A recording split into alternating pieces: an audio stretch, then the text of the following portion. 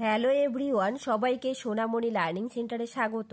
আজকের ভিডিওতে আমি নিয়ে এসেছি রায় ও মার্টিন প্রশ্ন বিচিত্রা সপ্তম শ্রেণীর ইতিহাসের প্রথম যে সেটটা রয়েছে 259 পেজের ইতিহাসের যে প্রথম সেটটা রয়েছে Sargachhi Ramakrishna Mission high school, এই সেটটা আমি করাবো। দেখো, তোমাদের এবারের পরীক্ষা হবে 30 নম্বরে। সিলেবাসে কী কী থাকবে? ভারতের রাজনৈতিক ইতিহাসের কয়েকটি ধারা, ভারতের সমাজ, অর্থনীতি, সংস্কৃতির কয়েকটি ধারা, এই দুটো অধ্যায় থেকে তোমাদের 30 নম্বরের প্রশ্ন থাকবে। দেখো, নাম্বার বিভাজনটা একটু দেখে নাও, আমি আর বলছি না, ভিডিওটা লং হয়ে যাবে। দেখো, একের দাগে বলেছে সঠিক উত্তর বেছে নিয়ে লেখো। 1, হিজরি সাল গণনা শুরু হয়। সঠিক উত্তরটি হবে অপশন ডি, হজরতের মক্কা গমন থেকে। পরের প্রশ্ন 2, করতোয়া ও ভাগীরথী নদীর মাঝের এলাকাটি ছিল। সঠিক উত্তরটি হবে অপশন সি, বরেন্দ্র। পরের প্রশ্ন 3, শশাঙ্কের মৃত্যুর পর কর্ণ সুবর্ণ দখল করেছিলেন। সঠিক উত্তরটি হবে অপশন বি, ভাস্কর বর্মা। পরের প্রশ্ন 4 দাগ, বাংলায় সেন শাসনের অবসান ঘটেছিল। সঠিক উত্তরটি হবে অপশন এ, তুর্কি আক্রমণে। তুর্কি আক্রমণে বাংলায় সেন শাসনের অবসান ঘটে। পরের প্রশ্ন 5 দাগ, মেঘনা নদীর পূর্ব দিকের এলাকাকে বলা হতো সমতট। পরের প্রশ্ন 6 দাগ, সেন যুগে লক্ষণ সেনের রাজসভায় জয়দেব ছিলেন একজন সাহিত্যিক। জয়দেব কে ছিলেন? সাহিত্যিক। পরের প্রশ্ন 7 দাগ, ইসলামীয় সংস্কৃতি ভারতবর্ষে আসার ফলে লাভ হয়েছিল। সঠিক উত্তরটি হবে অপশন বি, ইসলামীয় সংস্কৃতির। পরের প্রশ্ন 2 দাগ, নিচের প্রশ্নগুলির নির্দেশ অনুসারে উত্তর দাও। 1, কে চর্যাপদের পুঁথি উদ্ধার করেন? উত্তর, আচার্য হরপ্রসাদ শাস্ত্রী। 2, নাড়ু কি? উত্তর, গ্রাম পরিষদ বা উর শাসিত কয়েকটি গ্রামকে নিয়ে গঠিত নাড়ু। কয়েকটি গ্রামকে নিয়ে গঠিত অঞ্চলকে নাড়ু বলা হয়। পরের প্রশ্ন 3 দাগ, সত্য না মিথ্যা লেখো। পাল আমলের তুলনায় সেন আমলে বর্ণ ব্যবস্থা কঠোর ছিল, এটি মিথ্যা। পরের প্রশ্ন 4 দাগ, সত্য না মিথ্যা লেখো। লুইপাদ ছিলেন একজন বৌদ্ধ সিদ্ধাচার্য, এটি সত্য। তারপর দেখো 3 দাগ, স্তম্ভ মিলাও। ক স্তম্ভ, খ স্তম্ভ। প্রথম খলিফা ছিল আবু বক্কর। বুদ্ধের অবতার কে ছিল? অতীশ দীপঙ্কর।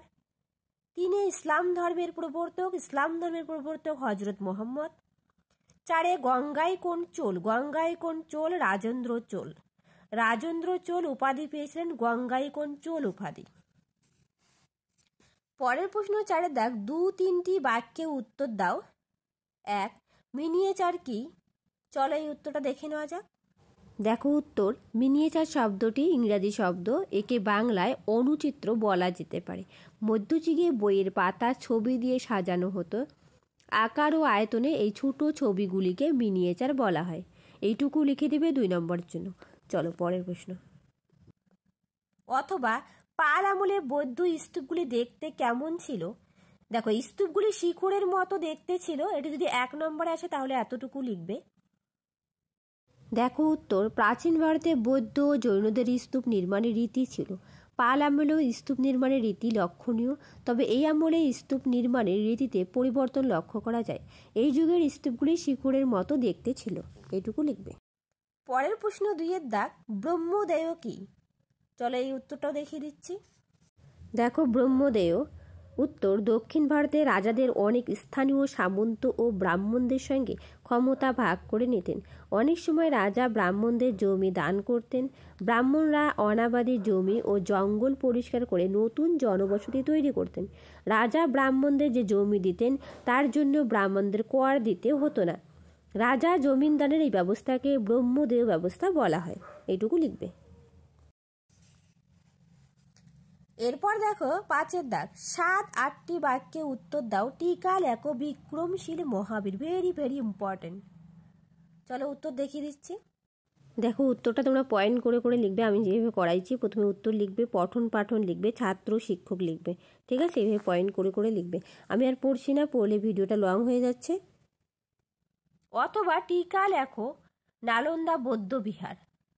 উত্তর, দেখো এই প্রশ্নটা এইভাবে লিখবে, পঠন পাঠন প্রথমে উত্তর লিখবে, তারপরে গঠন লিখবে, তারপরে পঠন পাঠন লিখবে, ছাত্র শিক্ষক লিখবে, তারপরে পতন লিখবে। পয়েন্ট করে করে লিখবে, পয়েন্ট করে করে দিলে নাম্বারটা একটু ভালো আসে। ঠিক আছে, আমি পড়ছি না, তোমরা একটু দেখে নাও, পারলে একটু স্ক্রিনশট করে নাও। পরের প্রশ্ন 6-এর দাগ, নিচের যে কোনো দুটি প্রশ্নের উত্তর দাও। 1. ভারতের সামন্ত ব্যবস্থার সংক্ষিপ্ত ধারণা দাও। দেখো সামন্ত ব্যবস্থা বলতে কি বুঝো এবং ধারণা দিতে বলছে, তার উদ্ভবের কারণ তোমরা এটাই লিখবে। সামন্ত ব্যবস্থা উদ্ভবের কারণ লিখবে, ব্যবসা বাণিজ্যের মন্দা, আঞ্চলিক রাজশক্তি, নতুন কর্মচারীর উত্থান। এটাও একটু দেখে নাও, তোমরা দেখে নাও। 2. শশাঙ্কের কৃতিত্বের পরিচয় দাও। দেখো শশাঙ্কের কৃতিত্ব উপাদান লিখবে, শশাঙ্কের রাজ্য বিস্তার লিখবে, স্বাধীন সার্বভৌম রাজ্য প্রতিষ্ঠা, মৈত্রী রাজ্য গঠন, কনৌজ আক্রমণ, শশাঙ্ক হর্ষবর্ধন দ্বন্দ্ব, গৌড়তন্ত্র, এইটুকু সুন্দর করে লিখবে। চলো পরের প্রশ্ন। 3. পাল যুগের সঙ্গে সেন যুগের পার্থক্য কি? চলো এই উত্তরটা দেখিয়ে দিচ্ছি। দেখো পাল যুগের সঙ্গে সেন যুগের পার্থক্যটা খুব সুন্দর করে দেওয়া আছে। পার্থক্যের বিষয়, সময়কাল, প্রতিষ্ঠাতার ধর্ম এবং সামরিক দক্ষতা। তোমরা এভাবে পয়েন্ট করে করে খুব সুন্দর করে লিখবে। তোমরা একটু দেখে নাও, পারলে খাতায় নোট ডাউন করে রাখো, আর নয়তো স্ক্রিনশট করে রাখো। চলো তাহলে আজ ছিল এই পর্যন্ত, দেখা হবে নতুন আরেকটা ভিডিওতে। Thank you everyone.